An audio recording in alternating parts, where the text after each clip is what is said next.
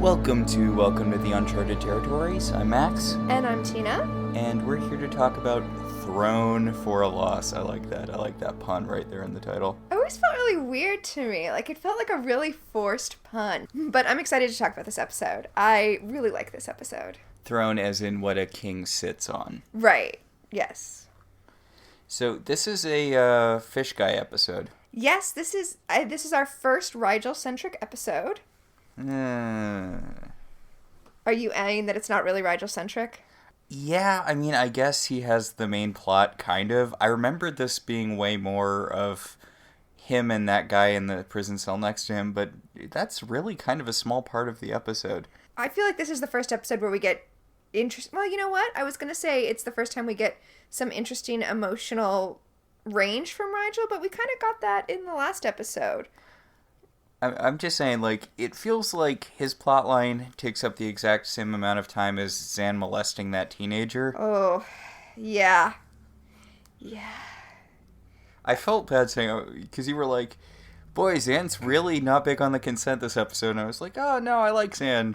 I think her plotline's cool. And then the non-consensual kissing. And not just non-consensual kissing, but non-consensual kissing for the purpose of non-consensually drugging someone. Yeah.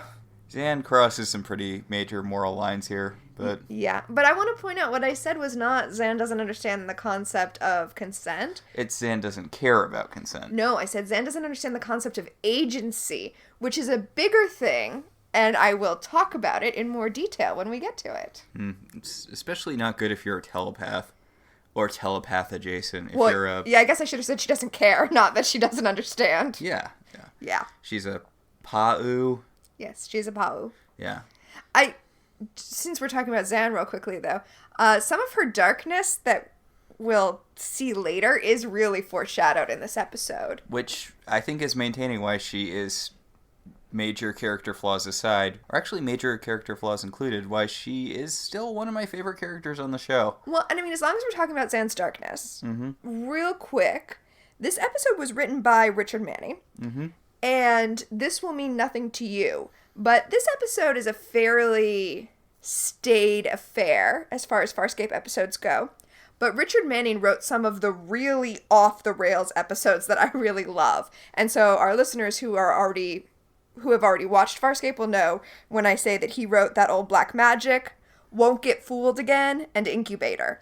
And That Old Black Magic is the one where we really get into some of the darkness in Zan for the first time. Which makes her a way more intriguing character than, say, Dargo. You know, I just... Dargo sucks. We haven't really gotten into Dargo yet. The show hasn't figured out what Dargo's motivation is yet. He's like a worse version of Worf. Yeah, he's like somehow less competent Worf.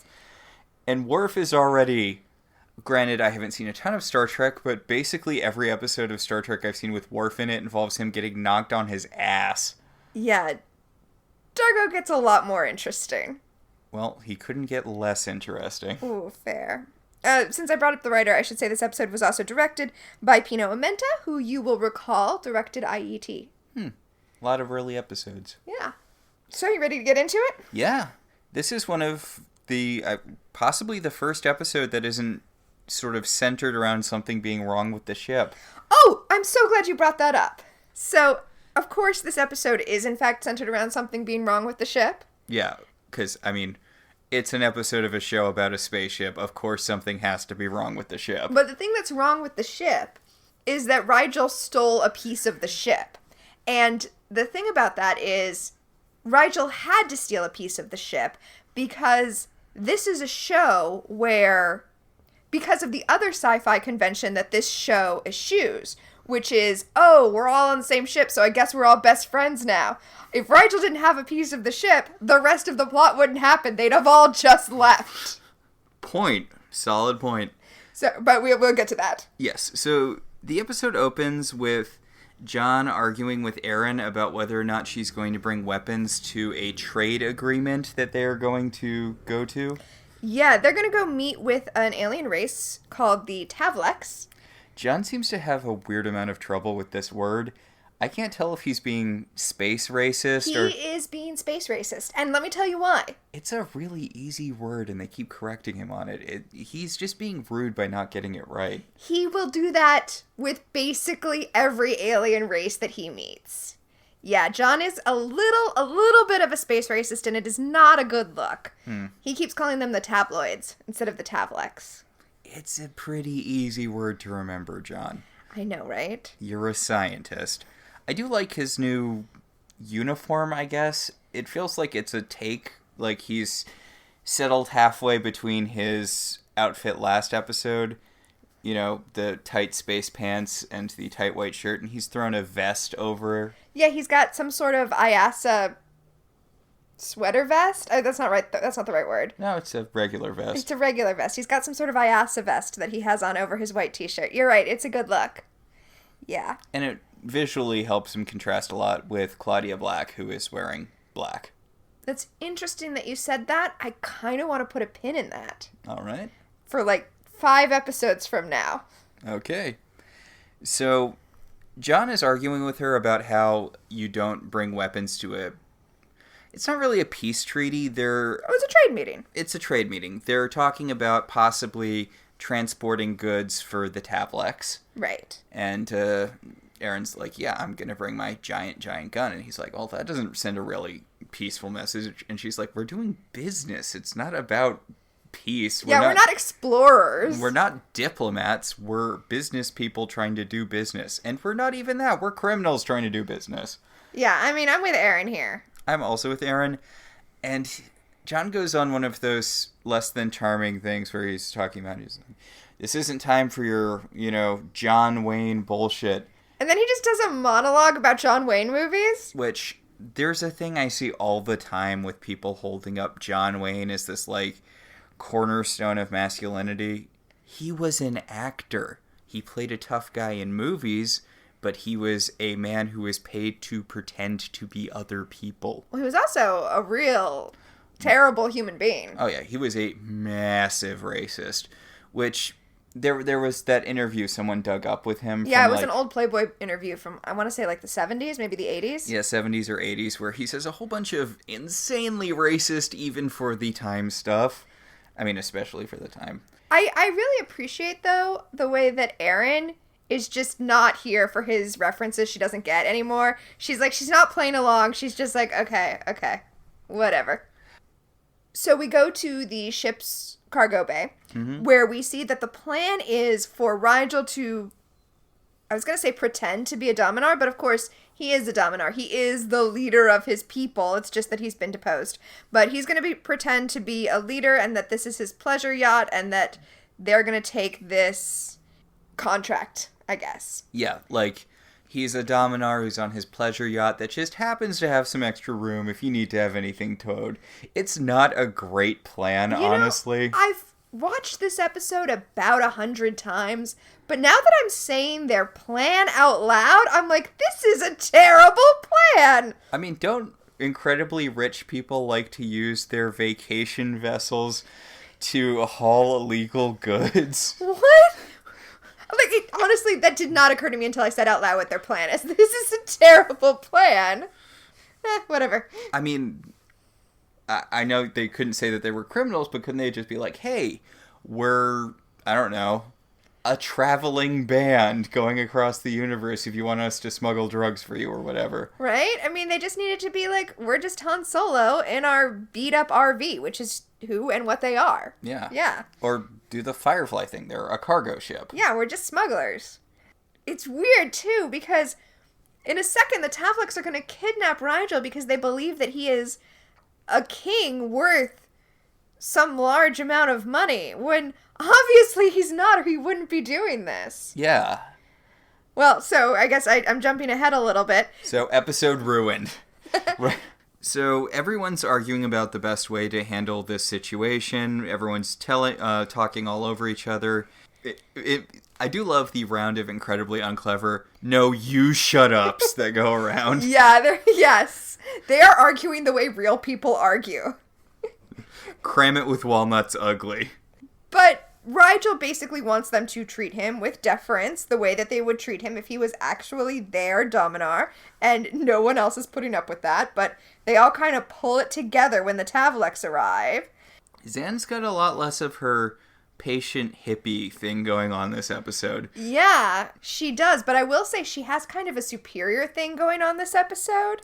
And it starts here, where she's like, am I the only creature in the universe who doesn't fight with everyone all the time? Am I the only species that doesn't thrive on conflict? Which I don't love. We'll talk about that later, Zan. It's one of the things about elves that piss me off. Oh my god, Zan is very elvish. Elves and the Inhumans. I'm not going to get into that. Nobody likes the Inhumans. So the Tavlex board, and I really like what they do with the cinematography. They like speed up the film, they do these really fast pans, and the soundtrack gets all like intense hard rock. It has a very action movie feel as the Tavlex come aboard and basically just immediately start shooting everybody, bag Rigel, and take off. Literally bag him. I do like the editing here. I pointed it out. It struck me as weird, honestly, when we started it. And I'm like, but I don't think it's weird bad. It's just, I feel like I don't typically see this sort of sped up shot as a way to indicate action, really. Like, it's sort of throwing you into the feel of what it would be to be in this situation. It's sort of placing you in the situation in a way action movies don't really feel like they normally do, or action scenes. Oh, I see what you mean. It definitely, it's chaotic, but it's not, it's still very easy to follow the action, but... Yeah, it's chaotic, but it's not messy. Yes. And I want to point out that Dargo and Aaron are firing at these guys, and John comes up behind one of them and smashes him with a lead pipe and knocks him unconscious. John is the only one who gets a hit in. Yeah. I'm sorry, Dargo. Aren't you big warrior guy? You have one job. You have one job. Well, that's what I'm saying. You'll like Dargo more when they give him more jobs that aren't being warrior guy. So John manages to knock one of the Tavlex out, which causes his gauntlet. They all have these gauntlets on that are like firing beams and like doing gauntlet-y things. John, when he knocks him out, the gauntlet comes off of his arm. And Dargo picks up the gauntlet and puts it on his own arm because it's a way better weapon than anything any of them have. And there's a kind of comical scene where he like thrusts his arm out but can't figure out how to work it. Also, the camera zooms in to show us that the gauntlet has some sort of serum in it that injects into your skin. And Dargo will say that he felt needles go into his arm when he put it on. Mm-hmm. And I wrote in my notes, don't let the alien weapon inject you with an unknown serum. I can't believe I have to say this. All right, so I think this episode should have been sooner. Okay. I'm not sure if I want to hold off on talking about it until it starts coming up in the episode, but there's a lot of shit-talking John here, which I feel like would make sense more if he hadn't literally been the only thing saving everyone on the crew for the past 4 episodes. Does this stop soon? Because it really bothers me. It actually was blowing my mind how doubtful everyone is at John, considering how reliant on him they will become later. And how incompetent everyone else on the crew is. I mean, basically it's John, Pilot, Zan, Rigel, Aaron, Dargo. That's the list of competency so far. Okay, yes, Dargo's definitely last. Yes, John is definitely near the top. But Aaron needs to be higher up. You just have to understand that Aaron's competency is as an infantryman. I'm talking about things that they've actually done on the ship at this point. Yeah, but Aaron's competence is in executing plans, not in coming up with them, not in that kind of thing. I'm not saying she's not competent. I'm just saying at this point in the show, Rigel and Zan have both done more to save the crew than she has. God, that's so depressing. Yeah, Rigel negotiated with that egg monster last episode, and Zan and him performed brain surgery on Moya, and the one where they needed to go to get the salt from that other planet, which is what John did while Aaron and Dargo were arguing in a tree. Yeah. And Aaron didn't die last episode, and Dargo did literally nothing last episode. Yeah. Yeah. So we go to credits after the Tavliks have kidnapped Rigel, and we come back to Dargo just stomping around and being a real asshole. He's like, we should just leave Rigel behind, which... I mean, they should. Yeah. And Pilot's like, actually, we probably... Well, what's funny is Pilot keeps telling them that he can't do things with the ship, but no one is really listening to him. Like, no one is wanting to hear that there's a problem with the ship yet. Yeah, John's like, can't you use your tractor beam to grab the people who have Rigel? And Pilot's like, no. And he's like, grappling hook, super glue. And okay, wait, no. I have to say, I love this sequence because what actually happens is John says, can you use your tractor beam? And Pilot's like, I don't know what that is. And John's like you said, grappling hook, super glue, catchy thing, the thing that you brought me on board with. And Pilot's like, oh, our docking web. And John's like, yes! And Pilot's like, no, they're out of range. That exchange is comedic gold. So Dargo is being a real bag of dicks. He is throwing a temper tantrum. He's literally throwing parts of the ship around. And he's like, this only happened because no one was listening to me. I should be in charge. And then he, throws them all to the ground. He, flings them all to the ground when they try... Because they realize, oh, he's on super alien steroids from the gauntlet. Yeah, the gauntlet injects you with, super steroids. Yeah. So, John and Aaron go after Dargo, and... Dargo finally, I guess, learns how to shoot lightning out of it. He shoots a light ball at them, and Aaron saves John by shoving him into a wall and pressing her body against his. And then they go after Dargo again, and Dargo fires another thing at them, and John saves Aaron by pressing his body against hers. This show has a lot of this. This is a running thing. Yeah, John and Aaron, falling on each other hornily is kind of a running thing in this show. That's not going to stop. Meanwhile, Zan is taking care of a person who we're going to find out is Kier. Yes, this is the Tavlik that they captured. She goes out of her way to establish right off the bat that this is a child Tavlik. She's like, oh, the boy is injured. Yeah, I mean, he's an adolescent. He's a teenage Tavlik. Space recruit. Yeah. He, joined the space army when he turned space 18. And John and Aaron come back into the cargo bay where he exposits to them what we could have all already figured out, that the gauntlet, injects you with super steroids. Makes you strong, makes you an asshole. Also, it's probably going to kill them because they're aliens.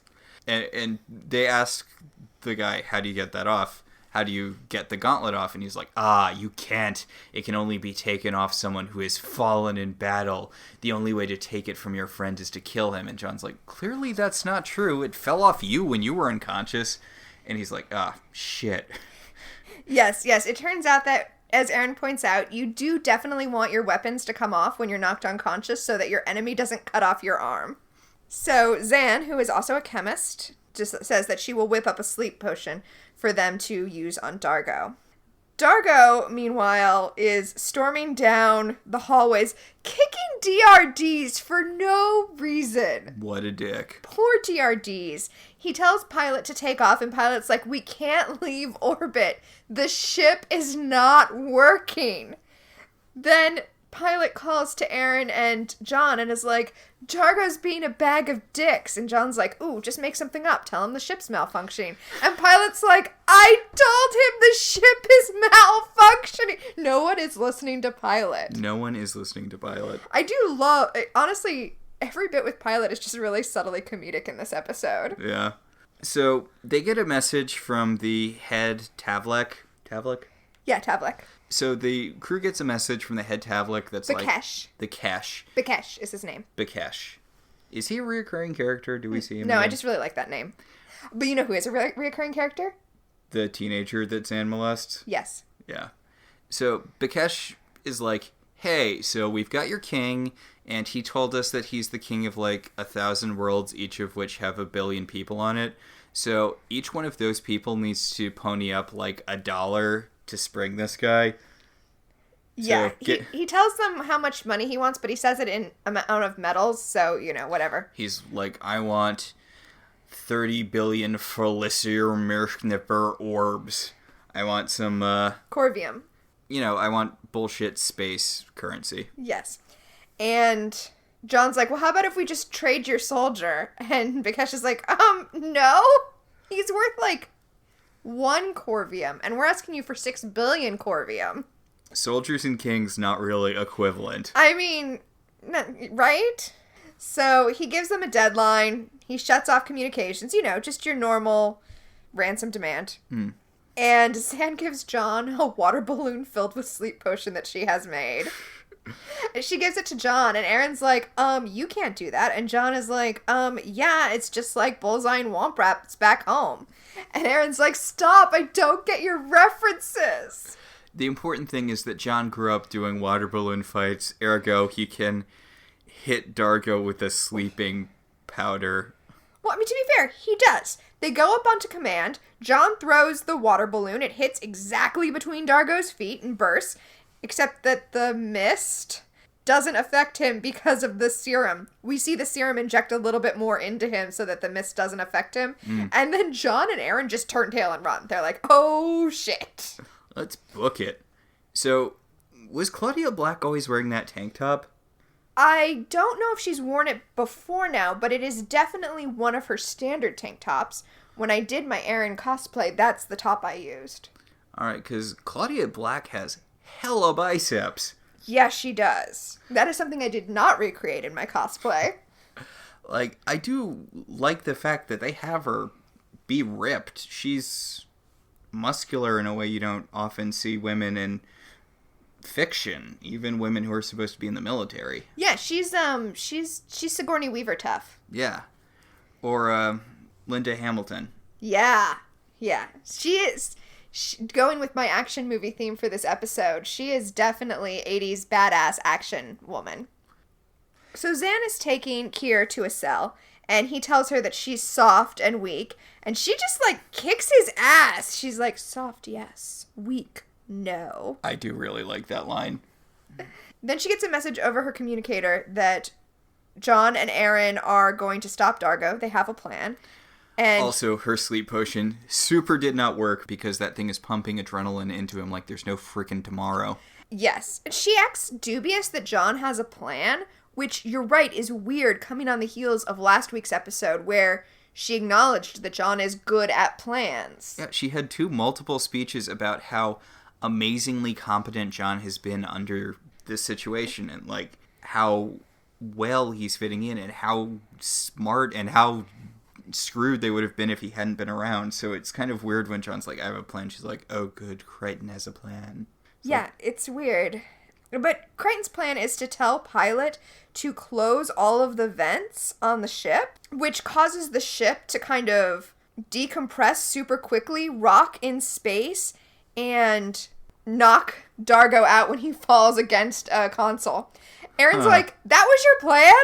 Because, to be fair, that does seem like a lot of chance. But John points out rightly, it worked. Also, Aaron fell on top of John. Again. So Aaron's all honked off at John, even though it worked. And John yoinks the glove off of Dargo's hand. Yeah, he takes the gauntlet. And then we cut to the planet where the Tavliks have set up some sort of... It looks like a war camp. I was going to say, it looks like a village from Xena. Oh, that too. That's actually more likely because it's a permanent setup where I guess they just hold their hostages after they've taken them, because we see Rigel being held in a cage and another prisoner being held next to him. A prisoner whose name is Jothib. Okay, I really like Jothib. I wish that they had lost Rigel and replaced him with Jothib. Jothib is sort of this Lovecraftian horror. Yeah, he looks like a Cthulhu monster. He has, like, tentacles, face tentacles, and regular tentacles. And you don't really get a good picture of him. He's in the shadows mostly, to save on everything. But he's got glowing red eyes, and I really like his look. I like his personality, too. He's very, He's calm. Yeah, he's almost got, like, a Vulcan logic to him. When Rigel says that he's never heard of the consortium of Traub, which is this guy's home world. It's his home empire. His home empire, right, because it's made up of several billion planets. His response is, the imperfection is yours.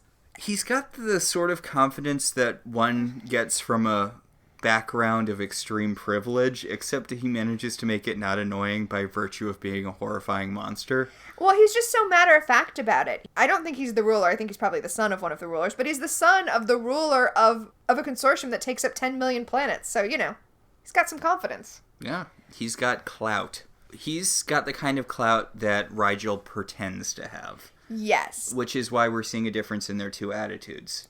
I think it's also important to note that Rigel has never heard of this particular race before, and that's important because we will not see them again.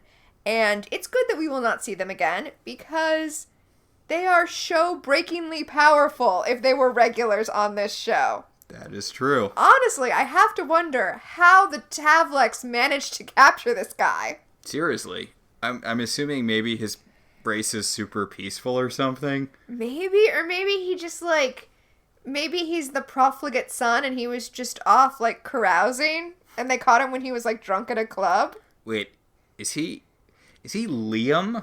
Liam Angel? Yeah. Liam, the son of the richest man in some town in Ireland. I mean, no, because he's, much, much, much richer than that. Yes. It's kind of weird that, both Spike and Angel come from upper-class families but pretended to be lower-class. Considering the metaphor of vampires, that sounds really appropriate to me.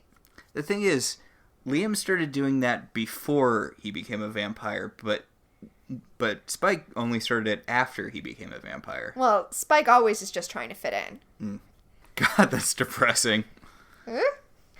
So, back on the ship, Pilot is finally getting through to everyone that the ship can't go. Because it turns out that one of the pieces of the ship they need to move is this little crystalline... Thingamabobber.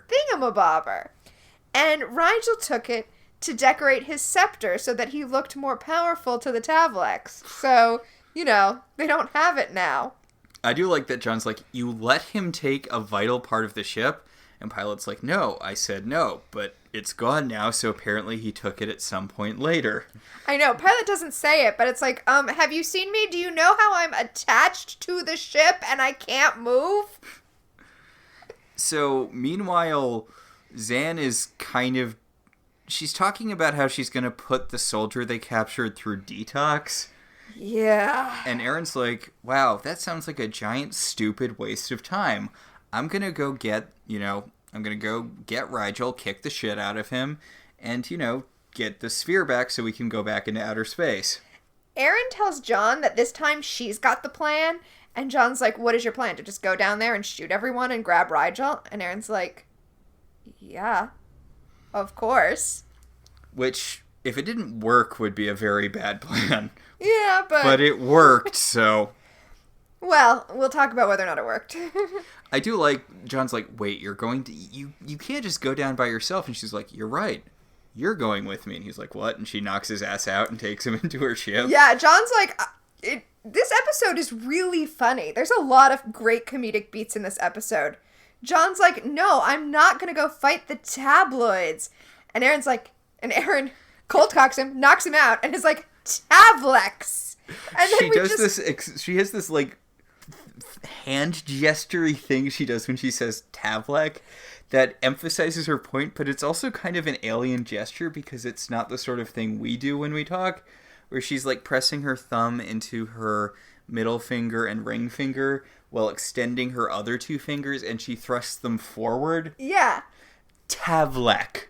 But it's so clearly a gesture of irritation and correction. Leviosa. Which is one of the things which I think a lot of sci-fi lacks. Aliens having their own cultures. Yeah, well, yes. That's something that Farscape does not skimp on, is alien cultures. But we cut from Aaron knocking John out, to Aaron in her prowler with an unconscious John behind her. Hey, it would have been good if you remembered you had that last episode. Then there wouldn't have been an episode. John comes to and is still arguing with Aaron for a second before he realizes that she's already put him on the prowler. And he's like, you punched me in the face? And she's like, no, I hit a nerve cluster, and since you're, a weak human garbage person, it went a little harder than it normally does. And he's like, you knocked me unconscious. And she's like, shut up. We're on a rescue mission now. I could not possibly love Erin more. I just really adore her. John is also like, we're going to have words when we're done. And Erin's like, oh, don't be silly, John. We're not going to live through this. That's a good attitude to have going in. All right, so back on the ship. Keir is all, like, irritated because, while he was unconscious, they took his clothes. They dressed Erin in his clothes so that she could pretend to be a Tavlek when they land. So he's wrapped in a blanket, and Zan gives him John's old flight suit. Hey, it'll fit him because it's so big. And he tries to do this weird sexual intimidation thing to Zan. Yeah, he was like, oh, did you want to peek? And then he opens the blanket up and he's like, well, take a look.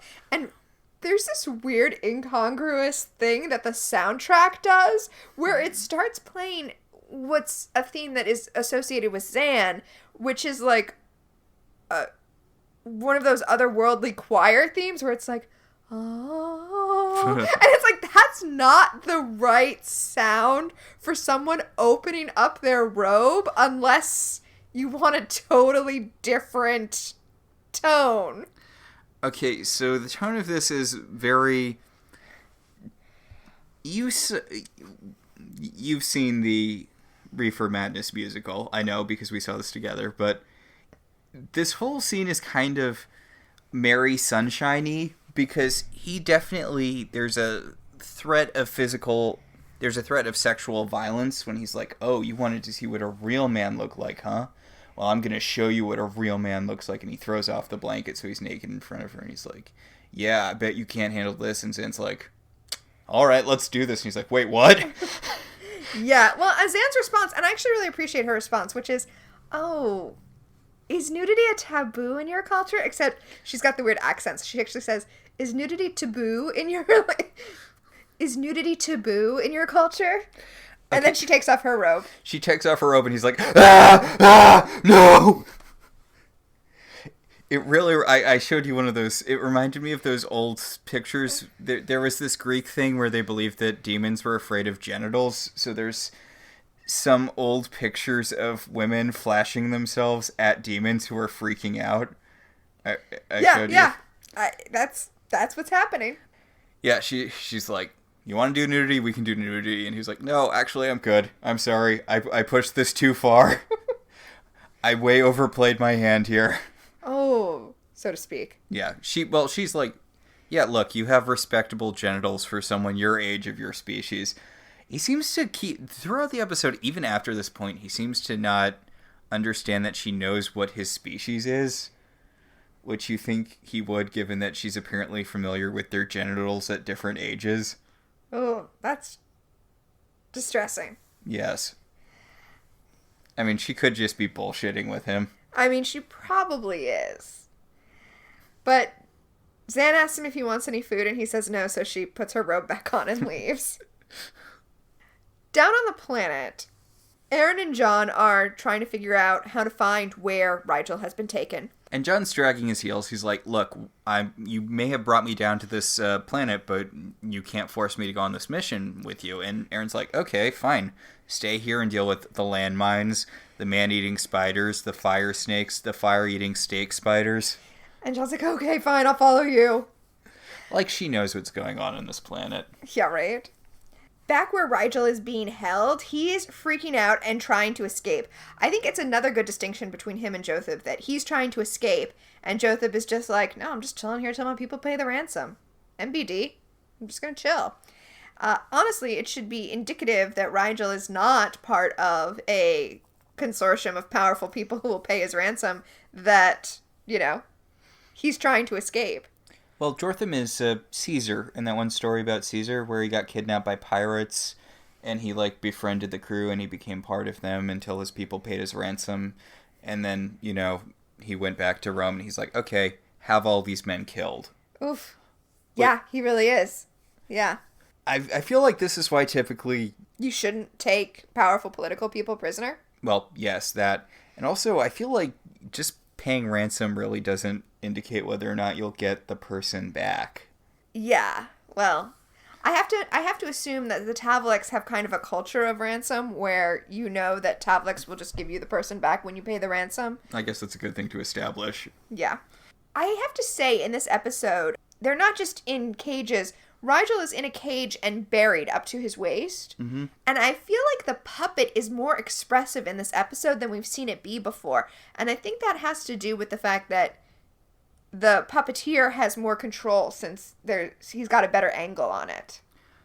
Did you see that interesting thing with Kermit the Frog where they were doing that interview with Jim Henson? Where he was talking about how it shouldn't be a problem to see the puppeteer? Yeah, because your eye is naturally drawn to the more interesting thing, the puppet. Well, and I mean, he's right. You've seen Avenue Q. Yeah. The puppeteers are right there on stage, and it doesn't detract from the puppetry.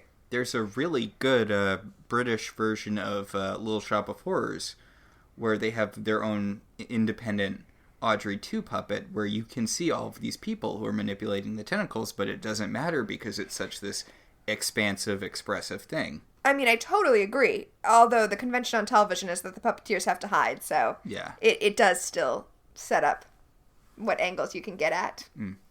Unless you want to be like Alf. Where you just dig holes in the soundstage and then you have other actors like falling into them willy-nilly. Yeah. Ugh. Yeah.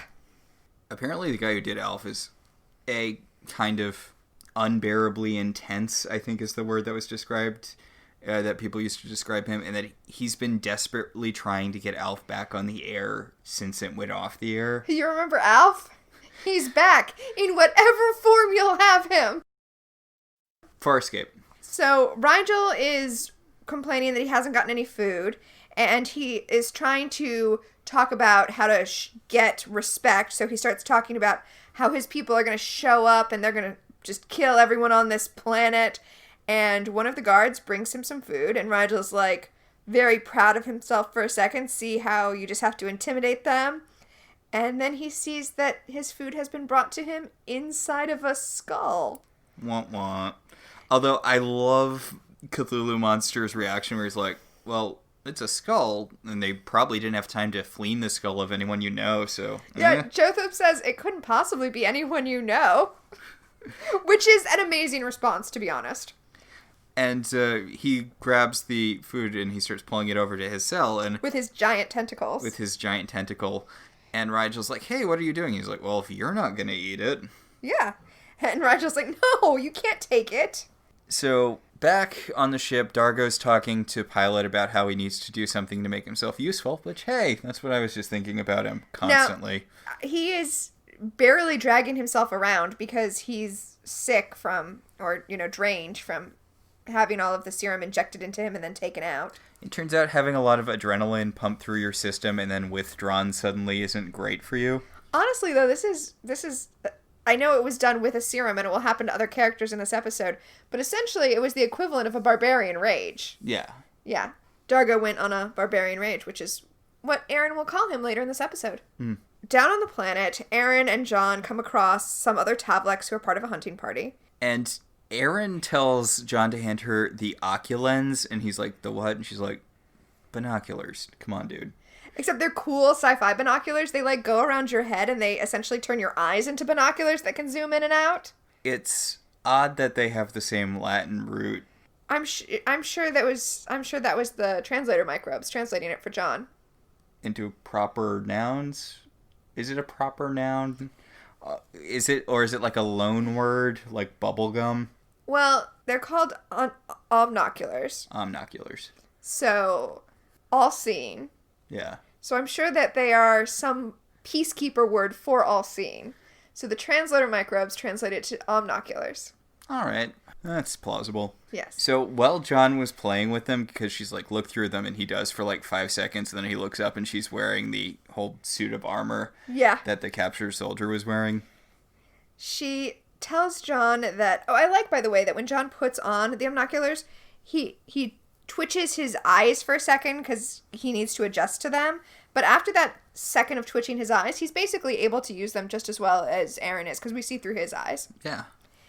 So Aaron says she's going to put on the gauntlet and go down there. And John's like, we said that was a last resort. And Aaron's like, yep, that's where we are. Last resort. She gives John a syringe of knockout serum so that after she's done, he can knock her out and take the gauntlet off. So she goes up to the head lady and she's like, hey, I got lost on my way to the prisoner hole. Can you tell me where it is? And the head lady's like, shouldn't you know where it is yourself? And Aaron's like, fuck this. And she just starts wailing on her. Yeah, she tried to blend in for like a second and it didn't work. So she's like, okay, plan A again, just gonna shoot everybody. She wasn't even a little busted either. The lady was just like, find it yourself. And Aaron's like, fuck it. Wham, wham, wham. John tries to help her out by firing the rifle that, the space rifle that she brought down. But instead he accidentally blows it up. Which, okay, he overloaded the plasma chamber and blew up the rifle, which actually kind of worked because everybody jumped and scrambled and Aaron was able to get back to him. Yeah, the head lady's like, oh shit, more of them are coming. We all better run in different directions and not tell anyone. And, yeah. Not the most organized group. Well, yeah. Back on the ship, Dargo's looking at the sensors and he's like, Pilot, are these sensors working? It looks like an explosion. And Pilot's like, yep, it was an explosion. Hole in one, buddy. There are so many great comedic beats in this episode. Pilot's firing on all cylinders. Honestly, I'm telling you, every scene with Pilot has a little comedic moment. So Dargo tells him to ready a transport because he wants to go not help John and Aaron. Yeah, right.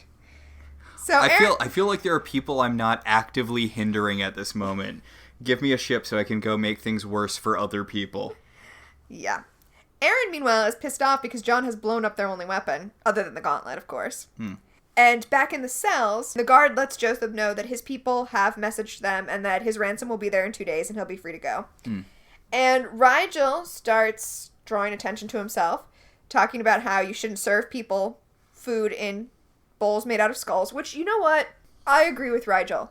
Everybody talks about, like, drinking from the skull of your enemy or eating from the skull of your enemy, but that seems terribly inconvenient. Well, yeah, it's wasteful. Stuff will fall out of the eye holes. It's like, best case scenario, you have to, like, resin up the eye holes. And once you've done that, like, what are you doing? Just use a regular bowl.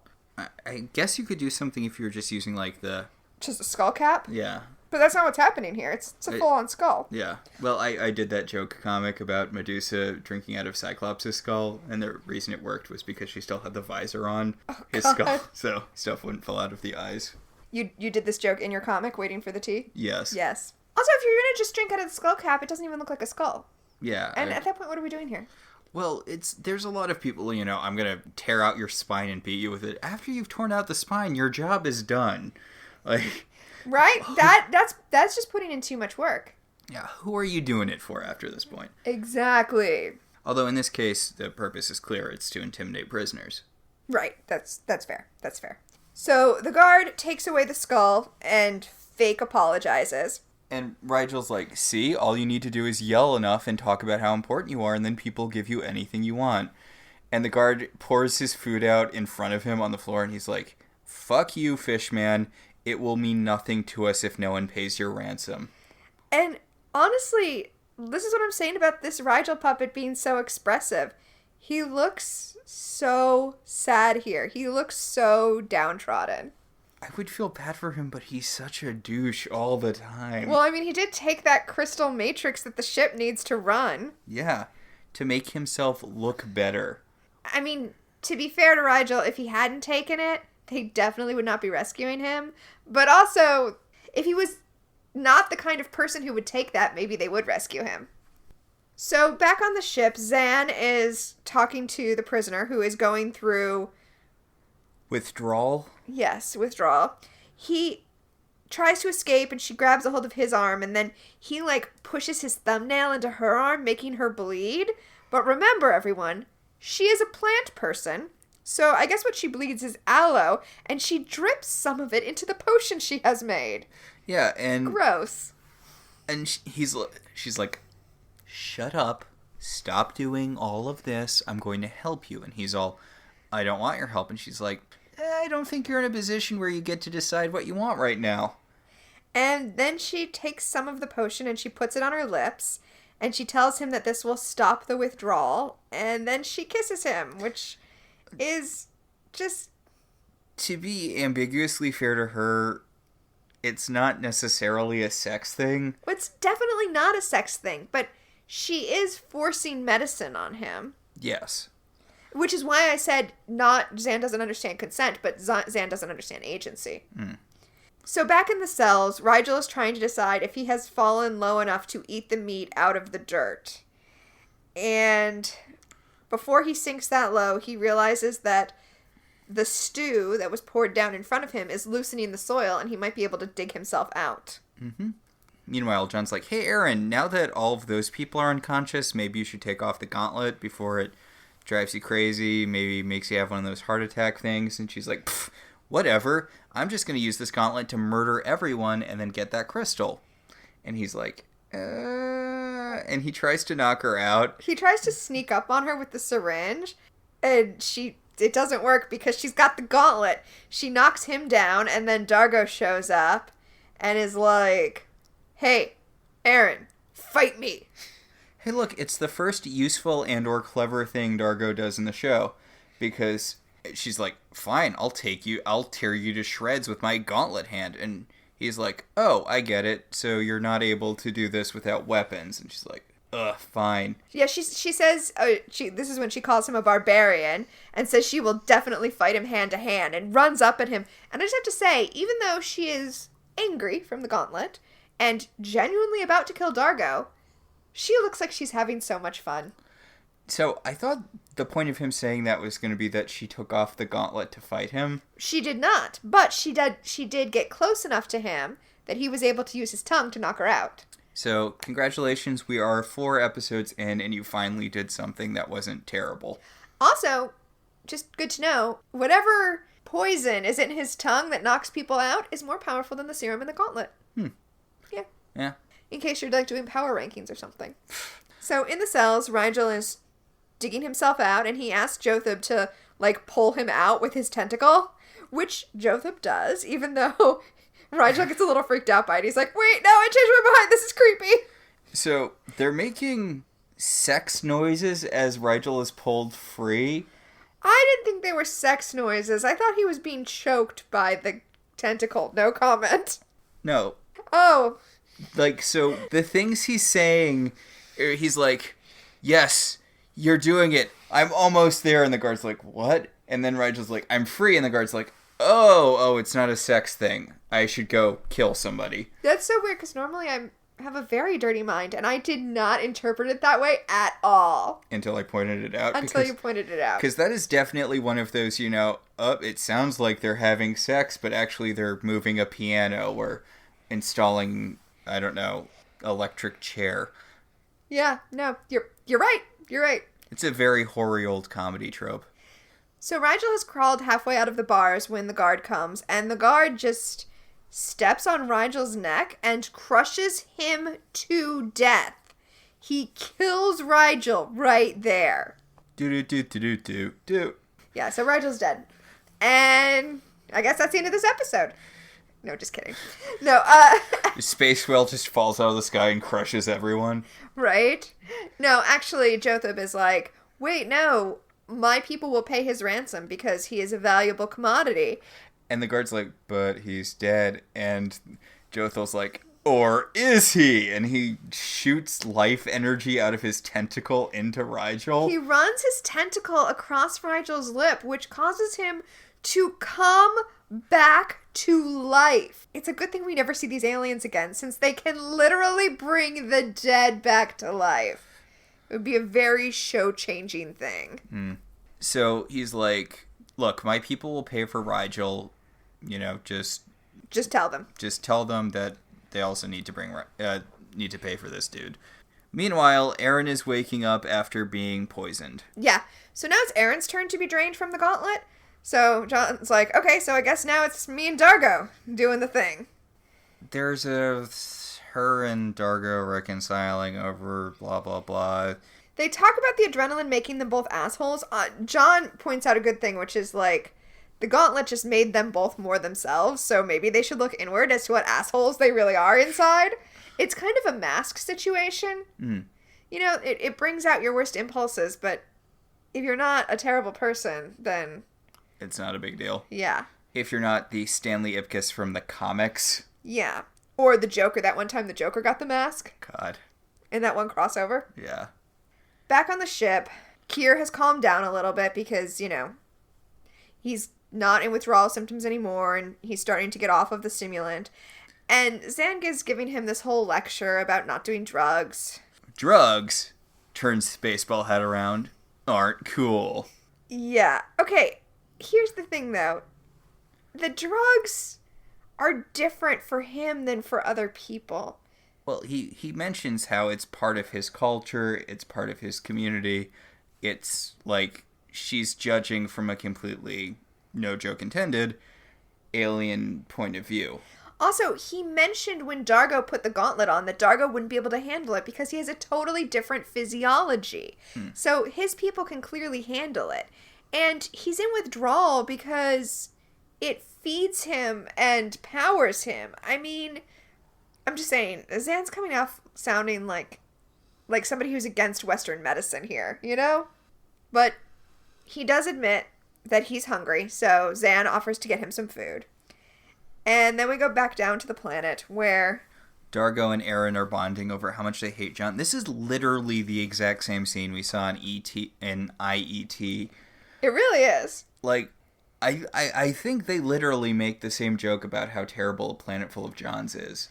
I think I said that when we were watching IET, but I think this is the episode that line is from. I don't think they used the line, "Imagine a planet full of Johns."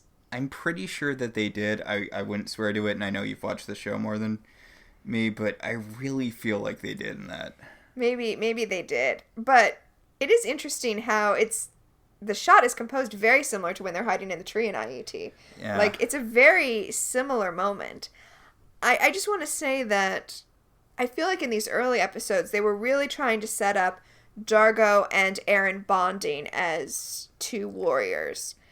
But that's not really where the show goes. You're going to like the show a lot better when Dargo and John start bonding. Good. Also, this scene where they're just shit-talking John, we're too far into the show for this still to be a thing. He saved you in IET. He saved you in the last episode where Aaron had the fever and those, Prowler. Yeah, he saved them from the commandos. He saved them. And, he saved them in the premiere with his slingshot theory. Yeah, and... So we're 4 episodes in right now, okay? Yeah. In the premiere, he saved the day with his slingshot theory. In IET, he got the salt that they needed, the alien salt, to fix Moya. Yeah. And in the last episode, Exodus from Genesis, he saved them by succeeding in a bluff check against the commandos. Well, and he also figured out what was going on with the alien queen that was laying the eggs. He figured out what was going on there, and he defeated several alien bug things in combat. And it was his idea to pump up the heat to disable the commandos. Yeah. So he's been literally carrying your asses for what has to be at least a couple of weeks at this point. Where is this, oh, John's so fucking incompetent attitude coming from? I mean, I get it, though. He can't open a door yet. So I can see how it would be hard to trust him to come up with plans. Which would be a great point if that wasn't literally the focal point of the last episode. Yeah, it is weirdly awkward. That's true. And it kind of, it hurts the show when it feels like the continuity doesn't matter. I know it starts mattering later. Oh, it's gonna really, really matter. But in these early episodes, it's like, it makes it hard to get invested when you know the dynamics are just going to be reset by the next episode. Yeah, although I don't really feel like this is a continuity issue with this show. I actually feel like with this show, it's more of an issue of that's how long it takes them to gel as a team. Mm. And you're right, it's frustrating, this early going, but knowing where it's going, for me, it just makes the show feel more realistic. You know what I'm going to compare it to? Okay, I don't, but go. The beginning of Buffy season 7. It's really infuriating to watch Slayers killed week after week after week.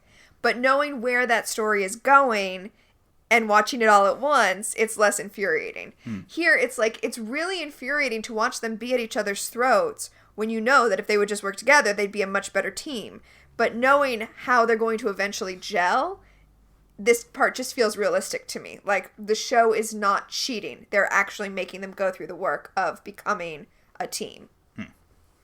So, back in the cells, Rigel's all like, hey, thanks for saving me or bringing me back to life or whatever. And the guy's like, yeah, no problem. By the way, you know, all of your billion subjects or whatever, they belong to me now. You're part of my empire now. And Rigel's like, yeah, about that. So... Okay, I actually really love this scene, because Rigel he's in hysterics. He's like, okay, so I don't have any subjects. I was deposed 100 cycles ago. Important note, Rigel was deposed 100 cycles ago. Mm-hmm. So, when we start this show, Rigel has been a prisoner of the Peacekeepers for a century. Jeez. Yeah. So, Rigel's like, I was deposed 100 cycles ago, and my friends don't have the ability to pay the ransom, and if they did, they wouldn't because they hate me. And Rigel's like laughing, and then he's like, oh, I made myself sad. Yeah, Cthulhu Face is not happy about this. He's like, Jesus fucking, I wouldn't have used my life energy to bring you back if I'd known you were this piece of shit that everyone hates. And I do like the kind of turn here, because before he was very zen and, you know, my friend, we will get through this together. And now that he finds out that Rigel's basically a commoner, he's like, what the shit is wrong with you, you crab monkey? Rigel also calls Jotham a multi-throated moron, which I bring up only because we didn't mention that his voice has this weird tube and throat echo, which is pretty cool. So, back in the forest, John has done some recon, and he thinks that enough people are gone that he and Dargo can sneak into the camp, rescue Rigel, and get back out. Aaron wants him to take the gauntlet, but John does not because, you know, he saw what it did to everyone else. And he points out every Tavlek has a gauntlet. So either they're going to sneak in, grab Rigel, and get out unseen, or they're already fucked. Yeah. Which is a very good point from John. So, Aaron points out that she's defenseless because John blew up their only weapon. And Dargo's like, here, take my sword. And she's like, oh, wow, a sword when everyone else has guns. That's going to be useful. And now we get to the point where Dargo's Qualtha Blade stops being a stupid plastic-looking weapon. Well, it just becomes a different stupid-looking plastic weapon. You know, plastic guns are okay. Plastic swords are stupid. Yeah. But yeah, Dargo, like, pops open the blade. Apparently, it turns into a gun. Sword gun. Aaron asks him if it's charged, and he says it was charged when the Peacekeepers took it from him 8 cycles ago. I just wanted to bring that up because in this episode we learned that Rigel was a prisoner for 100 years and Dargo was a prisoner for 8. Are cycles directly correlated to years? Yes. Okay. I mean, for our purposes, yes. Okay, because was Dargo a teenager then when he was captured? Because we found out he was like, he's only like 18 cycles in the pilot. No. He said he was, I forget what age he said he was, but it was like 30 or 40. But Zan says, oh, you're just an adolescent. Yeah. Because that's his people's life cycle. Okay. Meanwhile, back on the ship, the prisoner is complaining about how awful the food is. And Zan's like, well, I don't have to feed you, so sorry if it's not to your taste, bro. And he's like, you think you know everything. And she's like, well, I mean, I do. I am a psychic blue lady who lives in space. Also, she's like, I don't know everything. I just know more than you. Which is a great line. And he talks about how uncomfortable she makes him, and she's like, when I kissed you? And he's like, I mean, yes.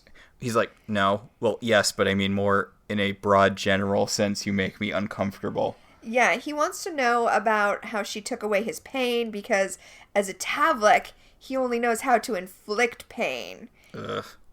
And, oh, God. Zan does this thing where she's like, you know, you're powerful when you have that gauntlet, but who are you without the gauntlet? Who's the real you? And honestly, this feels so much to me like people who oppose psychiatric drugs, who are like, oh, but it makes you not you. And it's like, fuck off. It makes me able to function. Van Gogh would have never painted if he hadn't, I don't know, had mental issues. Yeah, no, like, Van Gogh wouldn't have painted if he'd been medicated. It's like, fuck you! Like, yeah, when he was going through a major depressive episode, he wasn't painting because that's not how major depressive episodes work. Exactly. Down on the planet, John and Dargo are sneaking into the prisoner's cell so that they can free Rigel. Mm-hmm. And when they come into the cell, John first accidentally steps on one of Jothab's tentacles and is like, oh, sorry. And Jothab is like, no offense taken. And then John, space racist, is like, hey, Dargo, look at the critter. And Dargo's like, critter? And Jothab's like, critter? And John's like, what's up? I'm John. Hi. I mean, seriously, he's clearly a sentient person who just talked to you, and you're like, look how weird he looks. John, get your shit together. But John and Dargo are talking about looking for Rigel, and Jothab is nice enough to say, yeah, they took Rigel away. They moved him to a more secure location because I said I would pay his ransom, and now they think he's valuable. And I do appreciate, as much as John is a space racist, he's like, well, let us break you out. Yeah. And Jothab's like, no, I'm just going to chill here until my people pay my ransom. But, tell Rigel when you rescue him that we're not actually covering his ransom anymore, that his presence is too disruptive. I honestly, I enjoy every conversation Jothab has with people. Yeah. I want him to replace, Rigel. I mean, he wouldn't fill the same slot as Rigel because he would not be disruptive the way Rigel is. Yeah. Honestly, he'd probably do a better job filling Zan's slot. Yeah, he would fill Zan's spot nicely, although you have not yet met Stark. Yeah. So, John and Dargo leave the little prison room, and a bunch of Tavliks are there. But Aaron creates a distraction by just firing randomly with the Qualta blade. It's nice. It's good. She creates enough of a distraction that John and Dargo are able to get away. I want to say they're playing that same hard rock music that they were playing during this sequence where they kidnapped Rigel. I feel like you can really tell when the show's composers are doing a piece of the background music and when they ran out of money and they're going with public domain or whatever stock music. It just struck me in a lot of the action scenes that this feels like really generic filler music. And it made me wonder if there was a licensing rights thing with, like, certain action. Oh, I thought it worked for this, though. I mean, I don't think it doesn't work. It's really tonally different than the other kind of mood-setting music that the show does. It is definitely different. That's true. Yeah. So, John and Dargo get back to where in the woods Aaron is hiding out. But, oh no, y'all, Dargo's been shot. He's bleeding from his back. Wah, wah. So apparently when Dargo's race is injured, the way that you cure them is to wail on them. Okay, so they don't explain it perfectly here, but it is explained later. Dargo asks what color the blood is, and it's black. I actually love this. Dargo says it's black, and then he and Aaron just exchange a look because they both know alien physiology, so they both know what's happening, and Aaron just jumps on him and starts wailing on his wound. Which she then has to explain to John, because John's like, what the fuck? Is the way Luxons work, if you're wounded in battle and you're still moving and fighting, the wound, like, cleanses itself and the blood runs clear. But because he got shot but is no longer fighting, it's, like, clotting in a weird way.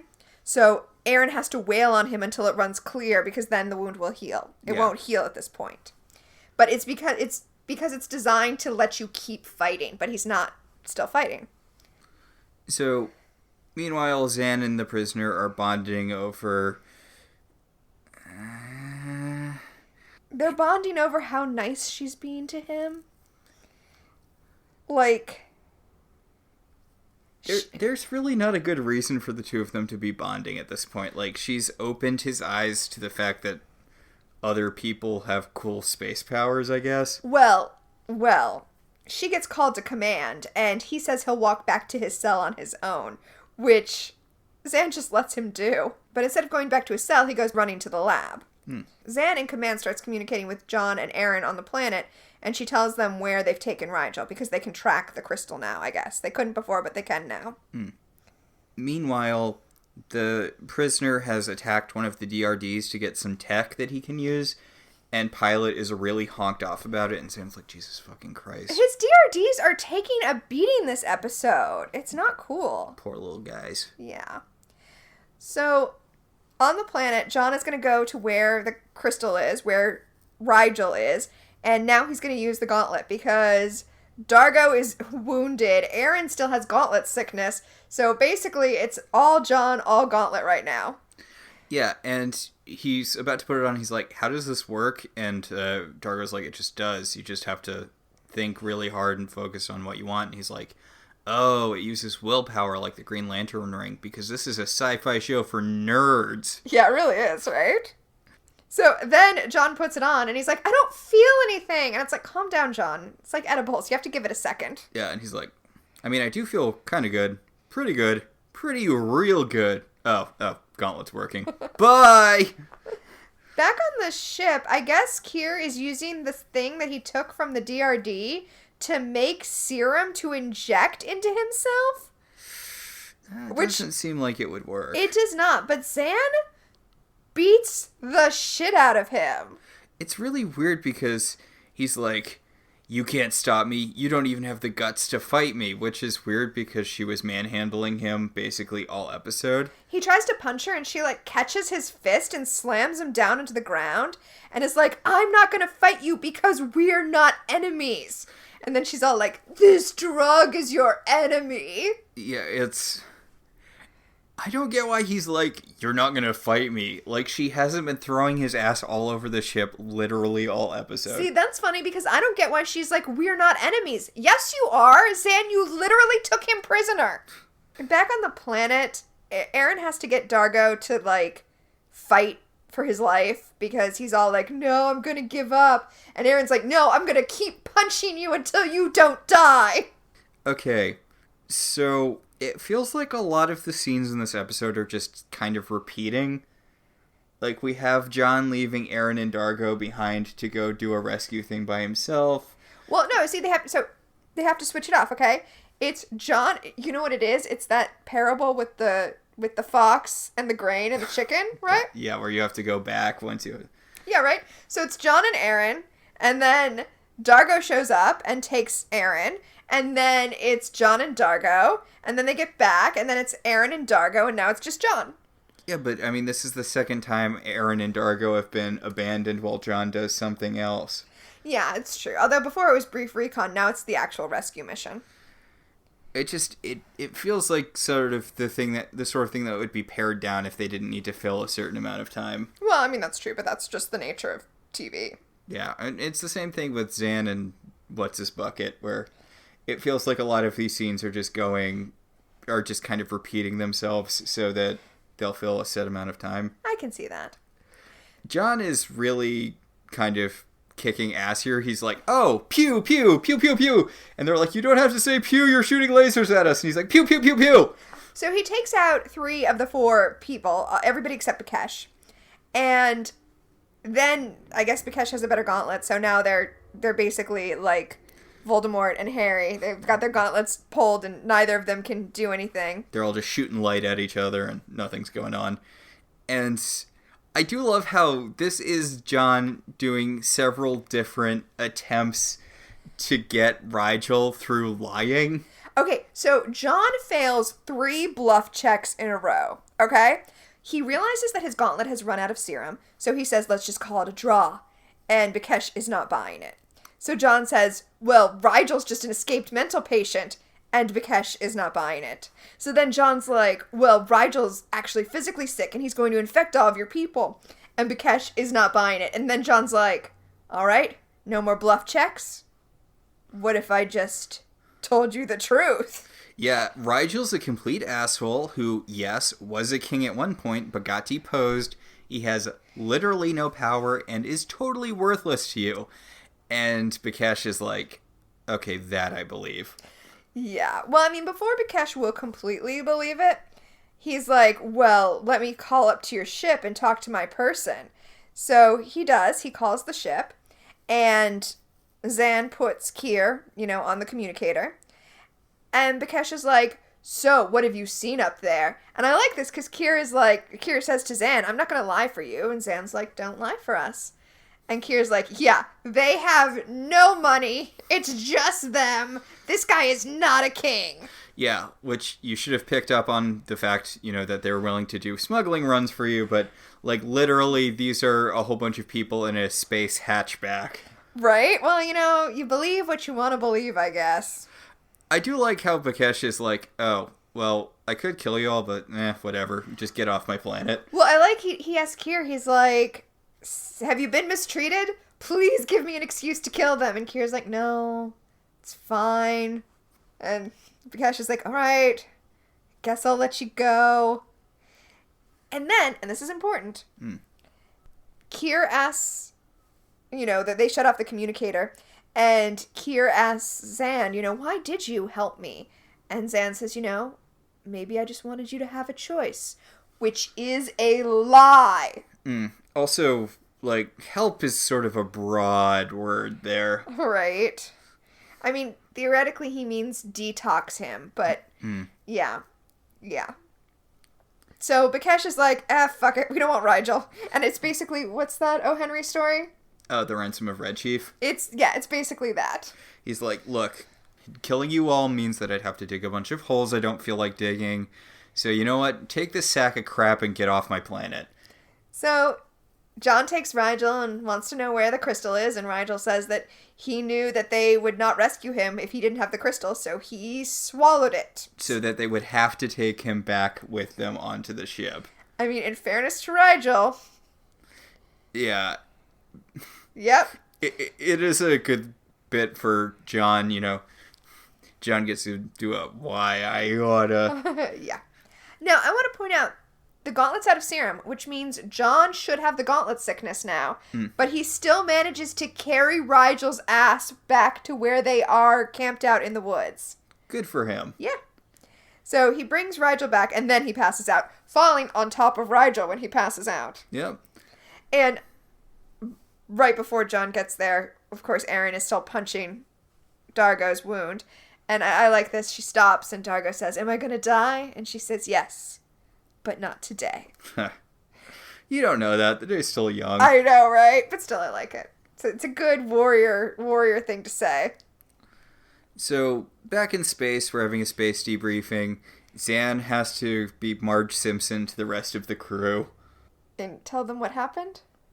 No, take care of them physically and emotionally because they all still have space sickness. Oh, well, it's funny. We cut from John falling on top of Rigel to all of them on their shuttles getting back to the ship.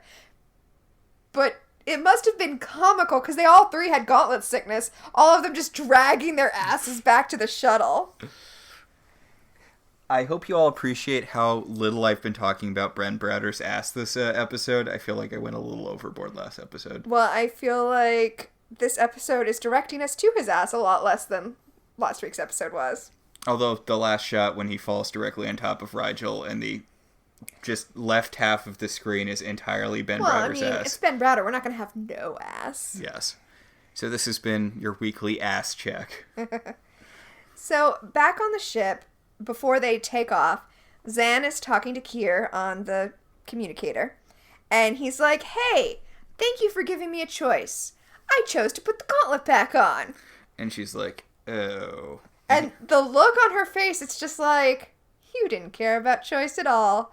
You only cared about choice if he made the choice you wanted.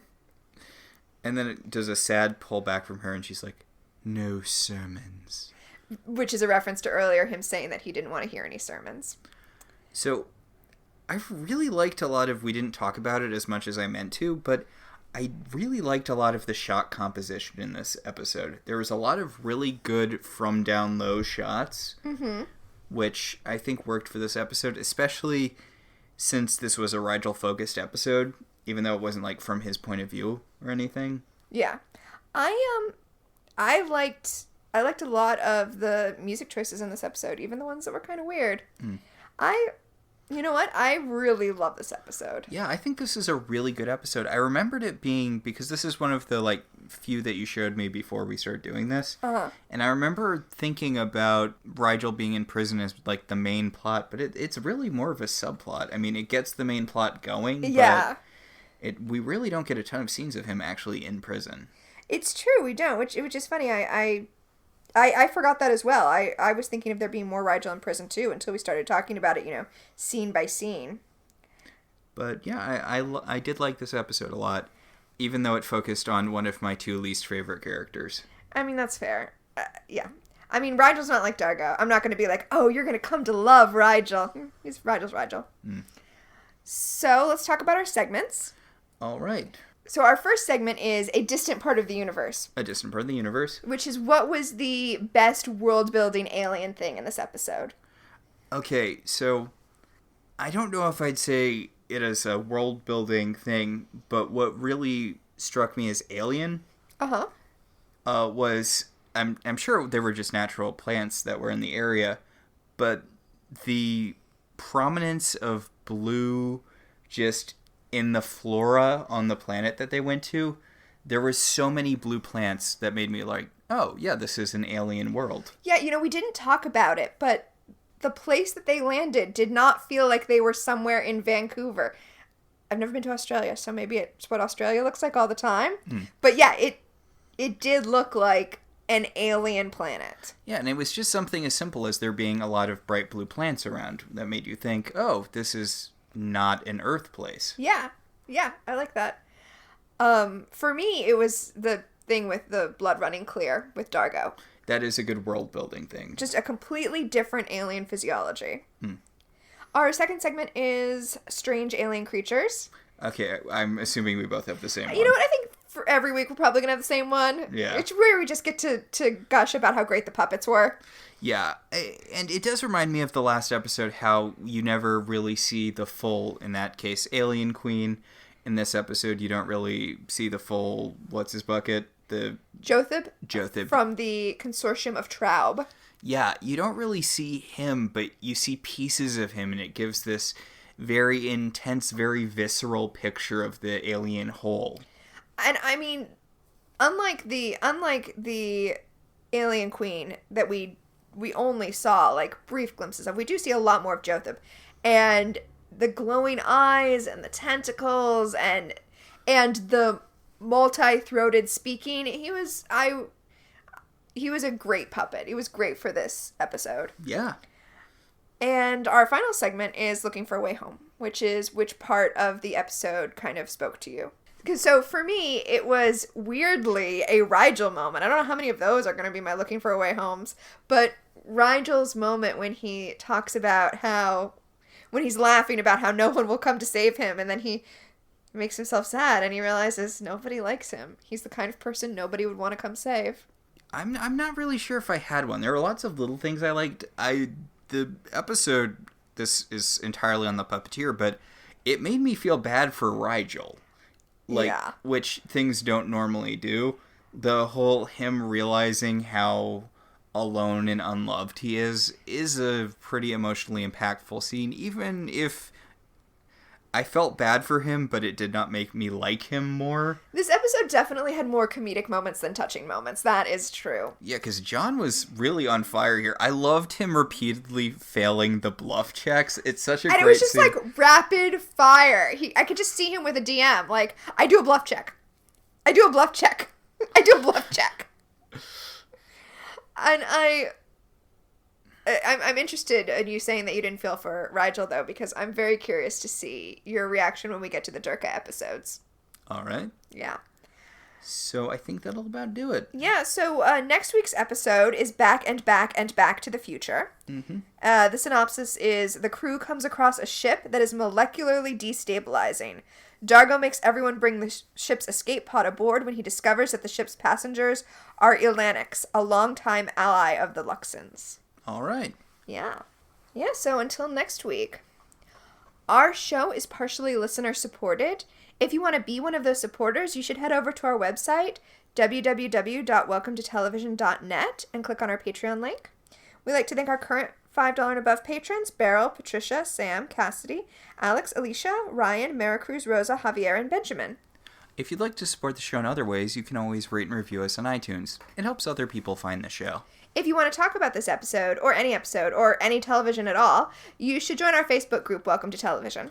We can also be contacted at I Love TV Zines on Twitter or at ilovetelevisionzines@gmail.com. So until next time, I'm Tina. And I'm Max. And this has been Welcome to the Uncharted Territories.